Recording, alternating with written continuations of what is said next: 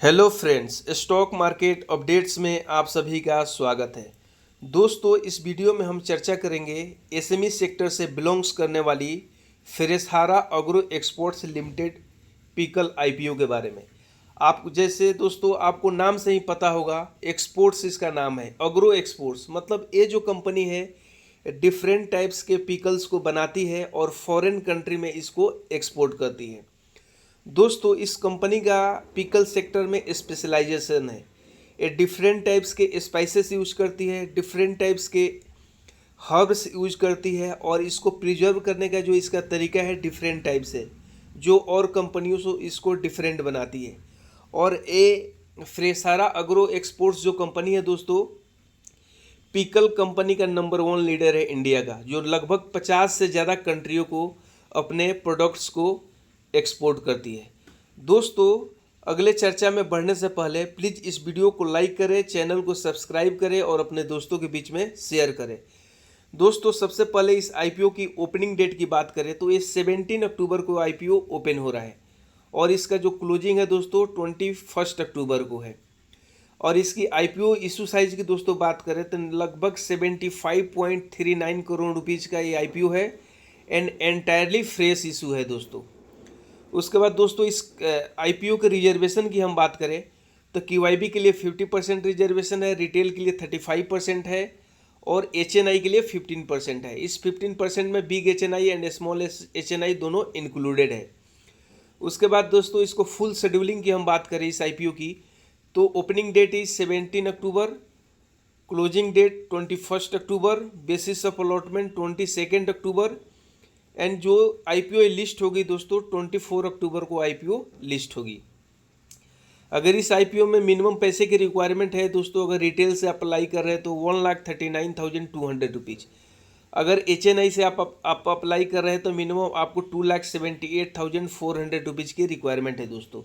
But दोस्तों ये IPO market में मोस्ट डिमांडेड आईपीओ रहने वाला है, तो आपको एक चीज़ रेशनली इस आईपीओ में अप्लाई करना है। आइदर आप अप्लाई कीजिए इसे रिटेल से, अगर रिटेल से अप्लाई नहीं कर रहे हैं, अगर आप एचएनआई में अप्लाई कर रहे हैं तो आप 5 लॉट से ऊपर अप्लाई कीजिए, तब आपकी जो प्रोबेबिलिटी होगी मिलने की चांसेस होगी ज़्यादा होगी।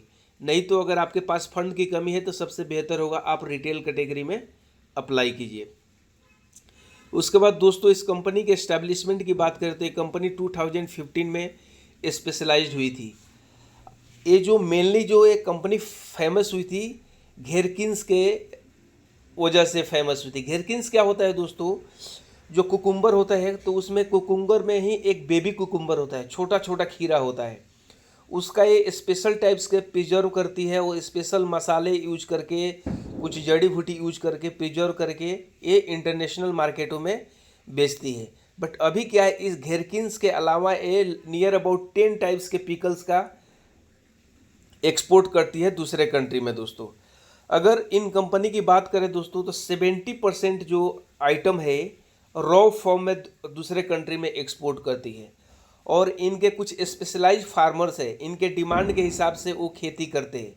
जैसे इनका मेन जो फार्मिंग होता है दोस्तों, तमिलनाडु हो गया, आंध्र प्रदेश हो गया, इन कर्नाटका हो गया, इन सभी 3-4 स्टेट में इनके इनके कंपनी की डिमांड के हिसाब से वहाँ पे फार्मिंग होती है और जो भी वहाँ पे प्रोड्यूस होता है उसका प्रोक्योरमेंट एक कंपनी करके लगभग 70% ये अपने एक्सपोर्ट्स का, ये कंपनी जितने भी एक्सपोर्ट करती है उसका 70% रॉ फॉर्म में एक्सपोर्ट करती है दूसरे कंट्री को और वहाँ पे प्रोसेसिंग होकर के फाइनल प्रोडक्ट्स में वहाँ पे कन्वर्ट होता है और 30% आइटम्स जो होता है उसको ये यहीं पे इंडिया में ही फाइनल उसको प्रोड्यूस करके फाइनल प्रोडक्ट में कन्वर्ट करके ये विदेशों अदर कंट्री में सेल करती है। लगभग ये दोस्तों लगभग 50 कंट्री में अपने 10 टाइप्स के पिकल्स को एक्सपोर्ट करती है।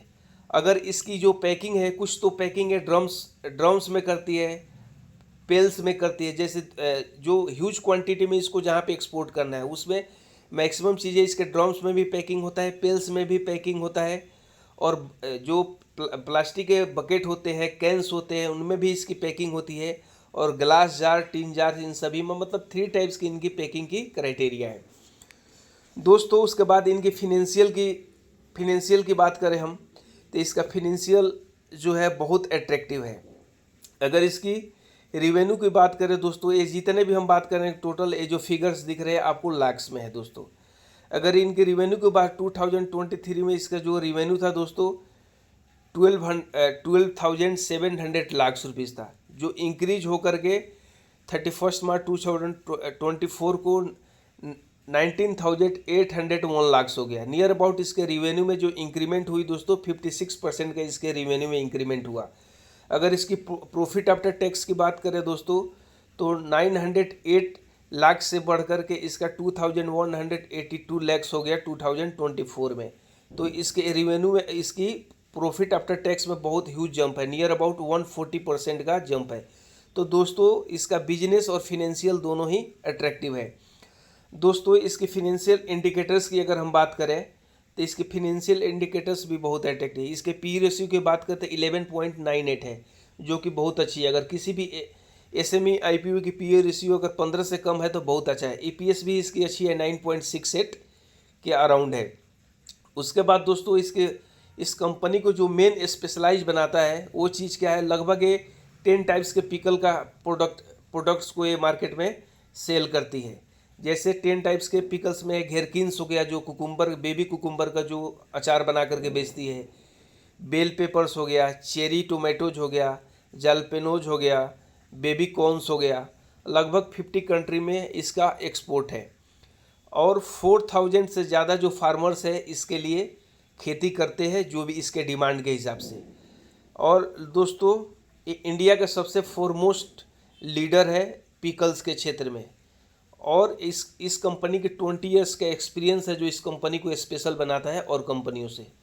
दोस्तों करंट इसकी जीएमपी के बारे में बात करें तो 18.10% इसकी जीएमपी है, मीन्स नियर अबाउट आपको एक लॉट पे 25,200 रुपीज़ प्रॉफिट एक्सपेक्टेड है।